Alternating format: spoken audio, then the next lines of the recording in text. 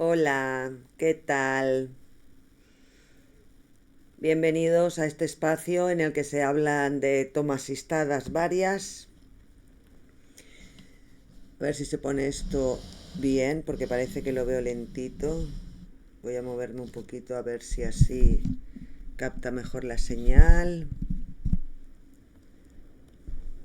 Pues aquí un día más para hablar de lo que me da la gana. Y ahí estoy, como siempre, estoy emitiendo en directo en TikTok, que tengo una hora, y en YouTube voy grabando lo que estoy haciendo aquí, lo voy grabando en OBS para YouTube y acompañado del OBS están las imágenes donde expongo y el texto donde expongo todo esto que estoy hablando. Para empezar, aquí se fuma y se fuma. La cuestión es que TikTok me tiene que poner restricciones y todo eso y espero que me las ponga pronto.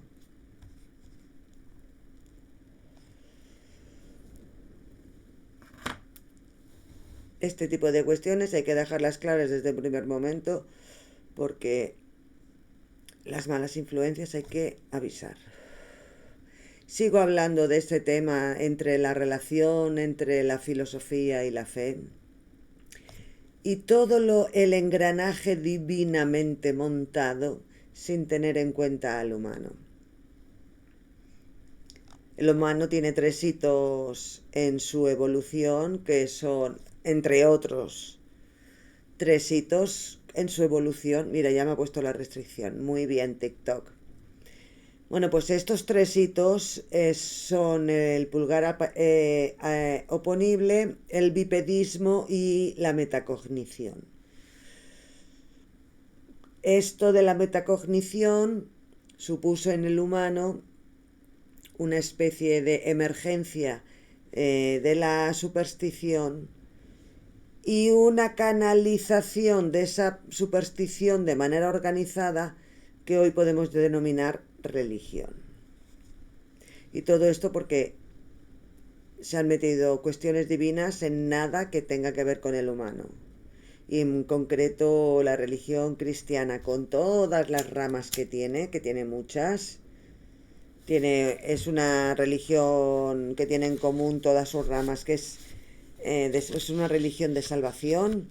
Promete un cielo en un más allá en función de unos pecados y unas recompensas que, bueno, nada tienen que ver con la realidad humana.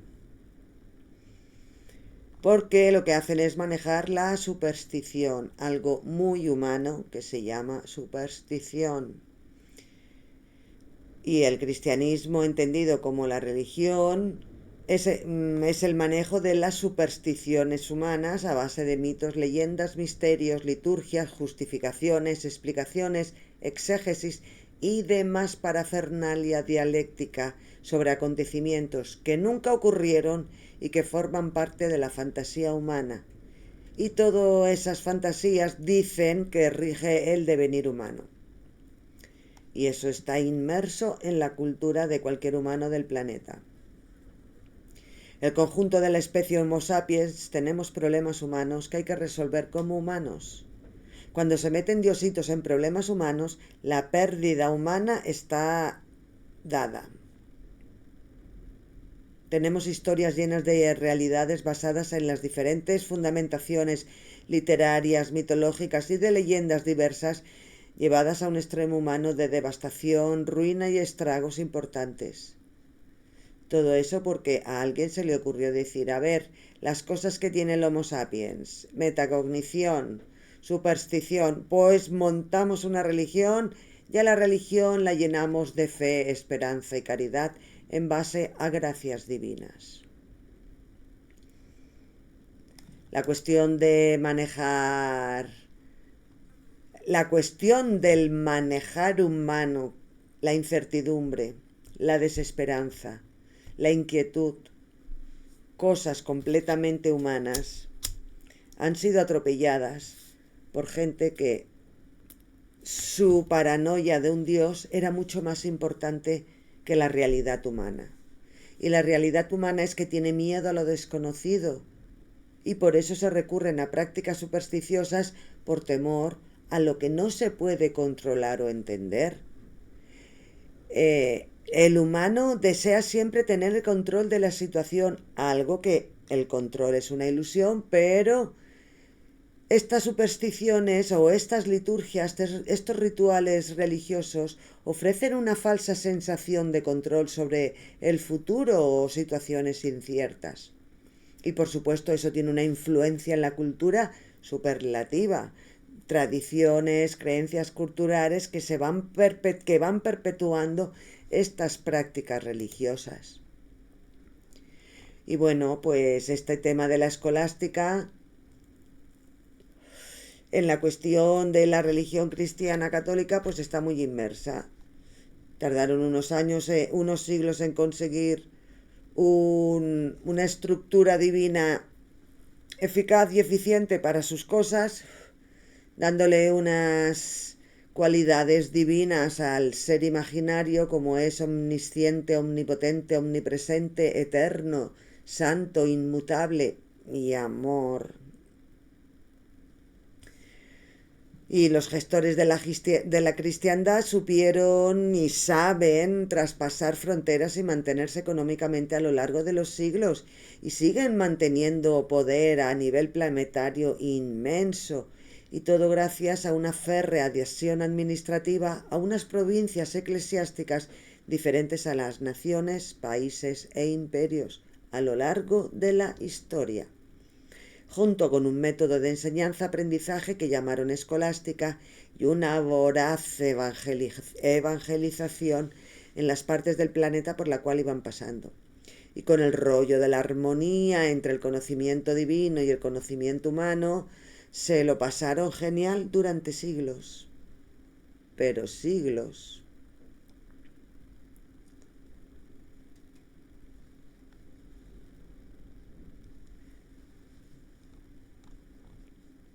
Y es que el peso de la religión, chiquillo, en el planeta, mira el mapa. El mapa es tremendo, tremendo. Por eso la cristiandad se engloba en un mismo punto y luego las ramas ya veremos. Pero lo que es esa religión de salvación ocupa todo eso en el planeta. Y más sitios en diversos puntos donde no lo ocupa, pero bueno, a grandes rasgos.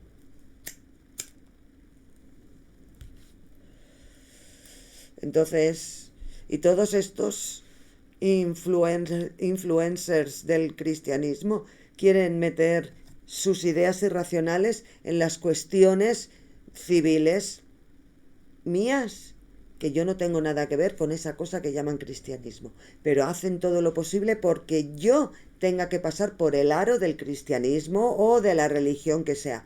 Digo cristianismo porque por la zona geográfica en que me muevo, en que vivo, el paraguas del cristianismo es el que es. Todo porque, pues, la irracionalidad de la venida de un Salvador que hará cosas cristianas divinas, que se llama parusia, pues es el denominador común de esta cosa llamada religión cristiana. Y que para eso ha tenido unos cuantos autores a lo largo de la historia, y entre los más famosos pues tenemos a Agustín de Hipona, no me acuerdo cómo se llaman estos tipos. Agustín de Hipona. El otro era la escuela de Chartres, Anselmo de Canterbury, y hay un nombre aquí que no me acuerdo cómo se llama. Este de aquí en medio no me acuerdo cómo se llama. Y luego el Tomás de Aquino. Pues eso, y hoy en día se siguen haciendo esfuerzos económicos y cognitivos para calzar eso que llaman un alto ideal, que es la armonía entre ciencia, razón y fe. Y ahí siguen moliendo sobre lo molido gente muy erudita, por lo que parece. Y la realidad humana es que quieren seguir incrustando en los cognitivos individuales y la idea de que las verdades sublimes cristianas son captadas por el intelecto humano a través de símbolos y que el estudio de las Sagradas Escrituras sistematizado de manera pedagógica logra que algunas almas descarriadas a ojos de los cristianos acepten razonablemente con una serie de argumentos esos principios indemostrables y que eso se alcanza por fe, por la confianza en una idea irracional, y volcar la actitud vital a lo largo del desarrollo del humano en ir haciendo apología constantemente de las bondades que traen al humano esas virtudes divinas cristianas que vienen escritas en un librito de autoayuda llamado Nuevo Testamento. Y eso lo dejaron muy claro a partir del siglo II, con toda su parafernalia simbólica. Y ahí está básicamente los elementos básicos de la cristiandad. Y la escolástica se inició pues eso desde los primeros momentos, y ya cuando se convirtió en el 325 tras el concilio de Nicea en la religión del Estado, no de Estado, del Imperio Romano, pues empezaron a vender esa salvación de las almas en la ultratumba, pues mira, a base de bien. Y había que salvar almas, como sea. Iban recopilando todas las personas, porque no olvidemos que una persona es un alma. Ahora es una persona un voto, pues en ese momento era una persona un alma. Y todas estas almas parece que estaban descarriadas y que había que salvarlas de pecados viejos y nuevos. Y para conseguir esa salvación había que seguir los mismos preceptos de Moisés, pero quitando y poniendo algunas matizaciones dependiendo de cómo quería que encajaran sus misterios, sus dogmas, con un relato de la supuesta vivencia del tal Jesús, lo que se convirtió en lo que llaman el Nuevo Testamento. Que esa buena que ha traído Cristo, que trajo con su sacrificio en la cruz y su resurrección de los muertos, vamos, todo muy épico. Así que tenían mucha faena con esto de la evangelización apostólica para dejar claro que era misterio, que era revelación, que era palabra de Dios, que era palabra apostólica, pero sobre todo para dejar clara una jerarquía eclesiástica que perdurará en el tiempo y que además se introdujera en cuestiones como la judicatura, por supuesto la filosofía, y montar una organización civil paralela al Imperio Romano basada en cuestiones divinas que se abrían camino por aquellos tiempos y por aquellas geografías. De esa primera fase tenemos a Pablo de Tarso, que fue pues el impulsor nato, el emprendedor, ¿no? Muchas viudas de romanos encontraron consuelo y alivio en las palabras divinas de esa religión emergente de salvación y les aportaban tranquilidad mientras las viudas aportaban dinerito. Todo muy, muy armónico. Y así fueron abriendo camino en unos momentos que esa religión de salvación daba tranquilidad y solo había que arrepentirse de los pecados en algún momento crítico del desarrollo vital humano, y con eso ya la gente se iba directamente al cielo a esperar una resurrección, un juicio final y vírgenes, muchas vírgenes. ¿Qué va a esperar un pajillero humano? Vírgenes, muchas vírgenes, ¿no? Pues eso, viudas con dinero legaban propiedades, tierra, dinero a estos protocristianos que crecían a pasos agigantados. También eran mujeres elegidas por el propio Pablo de Tarso para ir ampliando la red de iglesias. En ese momento, iglesia entendida como asamblea. Y cuenta la leyenda que Pablo de Tarso se cayó del caballo, tuvo una epifanía y dejó de ser recaudador para los judíos a ser emprendedor de los cristianos y montar su industria de la religión de la cristiandad. Él era ciudadano romano. En ese momento ser ciudadano romano era todo un pasaporte, era una licencia para ir y venir, que ya era, ojo, que ya era. Y él lo utilizó muy bien. Así que nos encontramos con una organización religiosa que consiguió sus parabienes en el año 325, cuando el emperador Constantino I en el concilio de Nicea, por una cuestión política, decidió pegar un manotazo en la mesa y decir: a ver, aquí la religión es esta, la cristiana. Se abre la veda a otros cultos, no se perseguirá por culto, y los cristianos eran la religión del Estado, o sea, del Imperio Romano. Toma ya. Y cuenta la leyenda, porque esto va de leyendas, que en la batalla del Puente Milvio, pues, ¿cómo se llama este? El Constantino I vio el crismón o el símbolo de la cruz y ala, ganó. Pues venga, mira qué bien. Las cosas de la historia que se mezclan con la religión y son mundos paralelos. No puedes mezclar historia humana con religión divina porque... Pero lo intentan, lo intentan. Aquí tenemos a un tal Clemente de Alejandría, que es un señor muy viajero, que vivió desde el 150 en que nació en Atenas y falleció en el 213 en Antioquía. Y mira, un doctor de la iglesia, un señor viajero desde su concepción inmerso en lo más granado de la cultura del momento de esa parte geográfica del planeta, porque nació en Atenas, de padres paganos. Pues nada, este chico montó un pifostio allí en Alejandría que John Wesley, otro, lo llamó la perfección cristiana, el tal Clemente de Alejandría. Pues nada, las pajas que se hacían unos con otros, y estas pajas nos llevan a cosas como esta.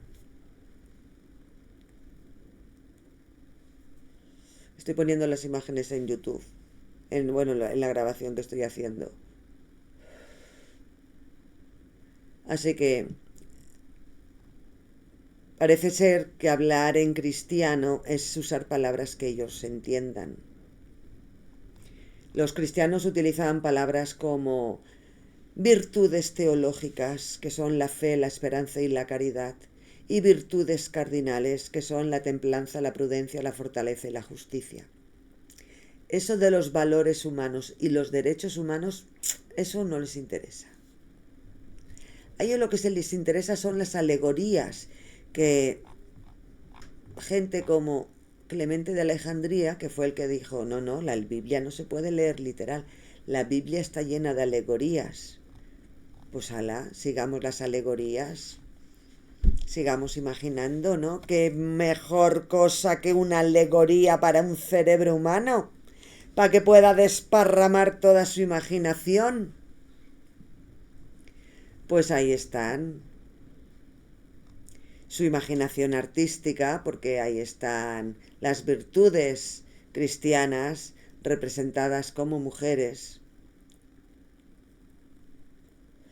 En esa iconografía a lo largo de los siglos. Tan, que se ha llevado a unas chorradas por esas búsquedas de la irracionalidad que pseudocientíficos prometen la vida eterna. La prometen. Ojo, pseudocientíficos cristianos, muy cristianos. Sí. Prometen la vida eterna.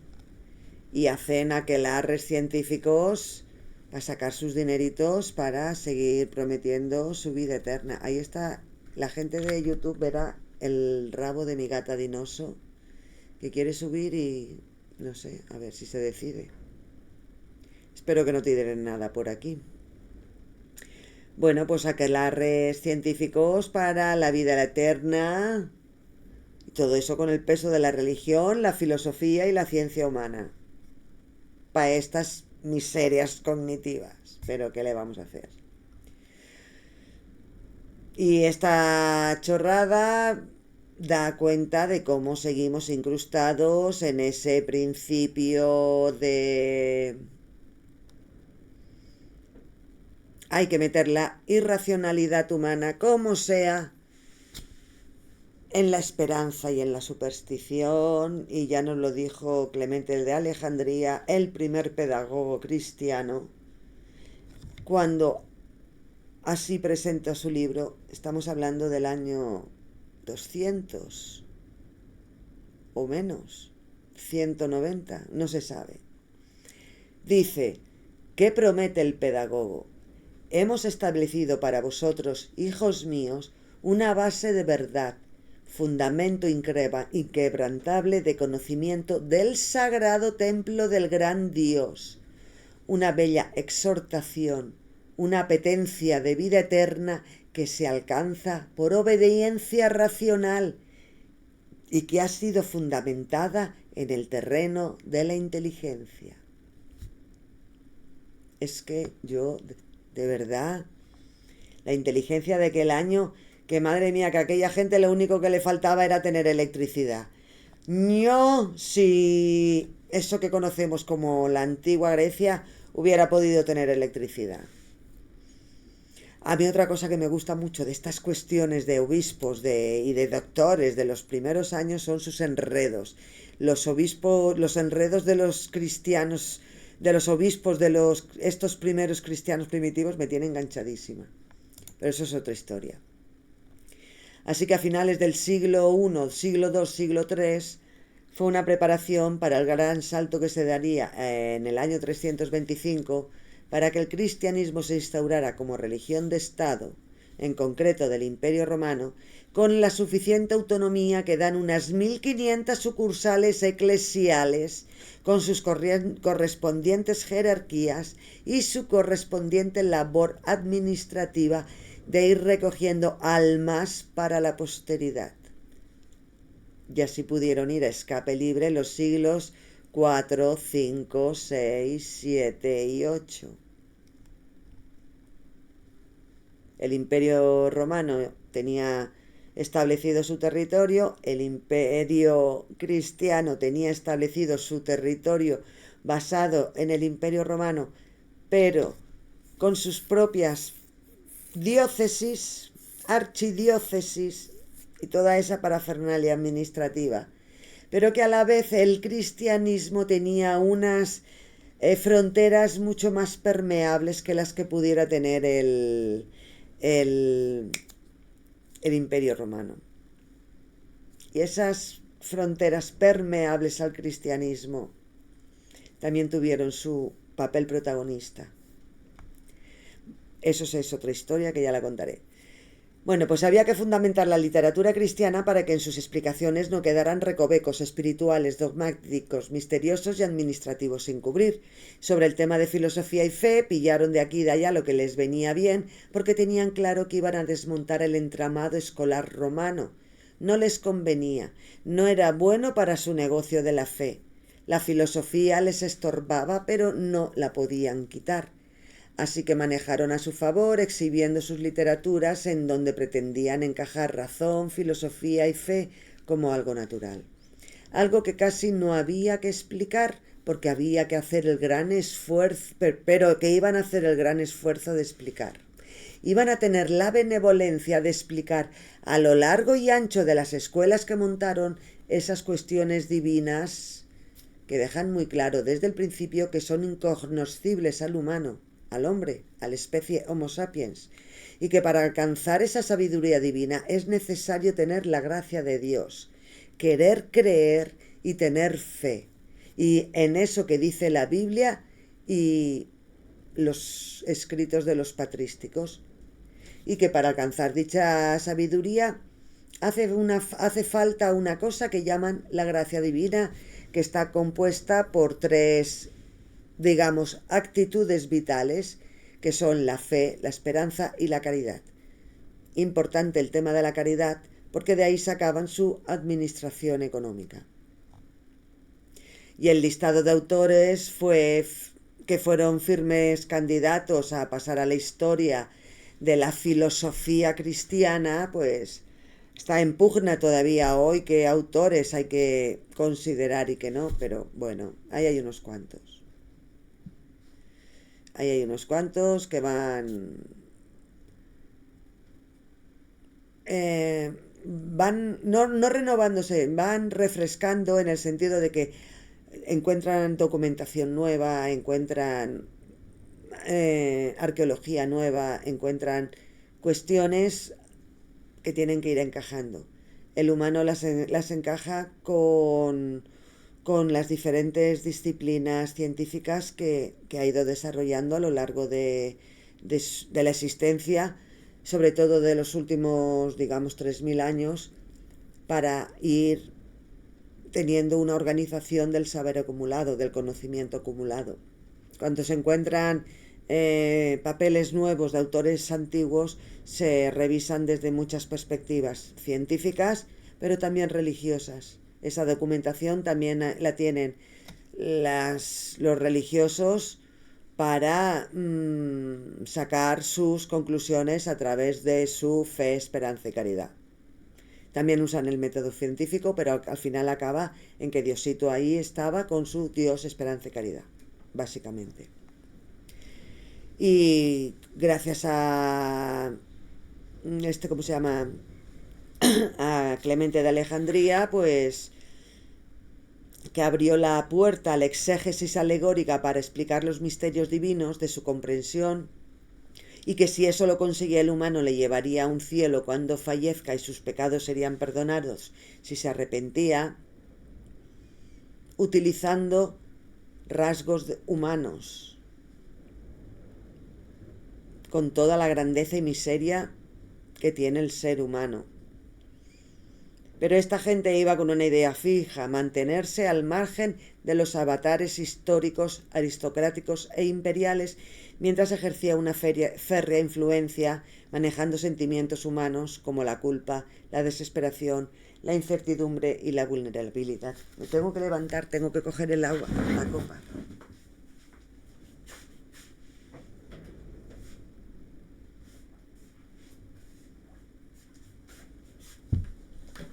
Ya está, que me dejé el agua allí.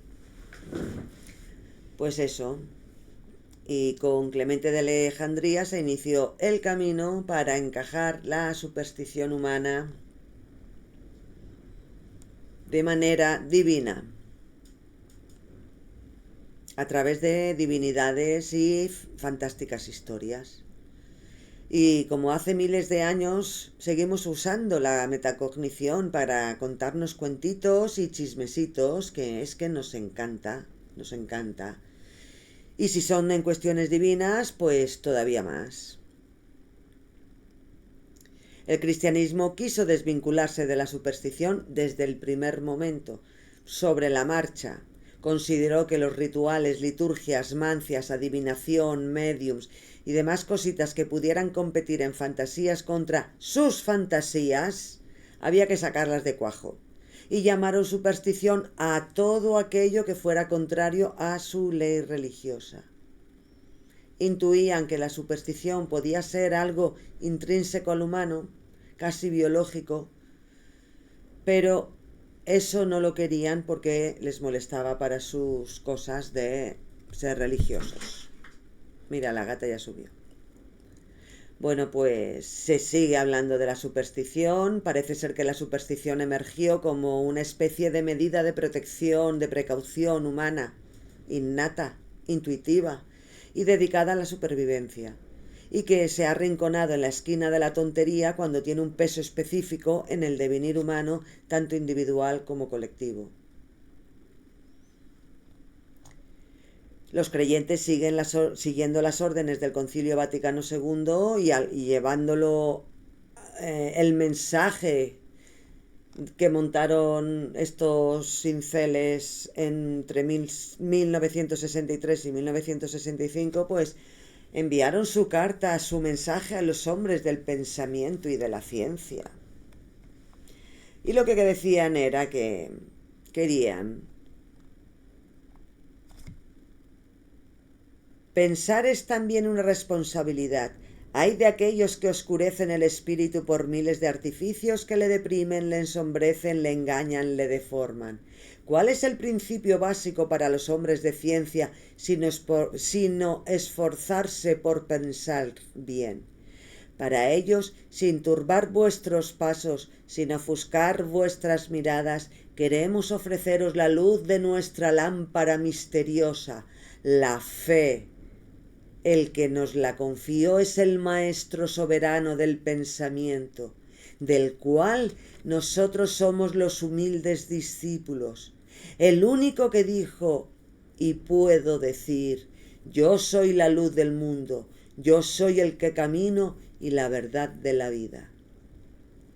Pues esto lo dijo el Papa Pío XII en 1965, terminado el Concilio Ecuménico Vaticano II, porque ellos son la lámpara, o sea, porque Jesús es la lámpara misteriosa, la fe.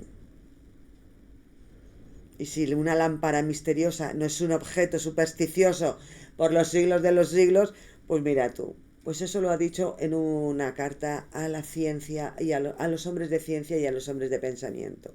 Esa carta sigue vigente.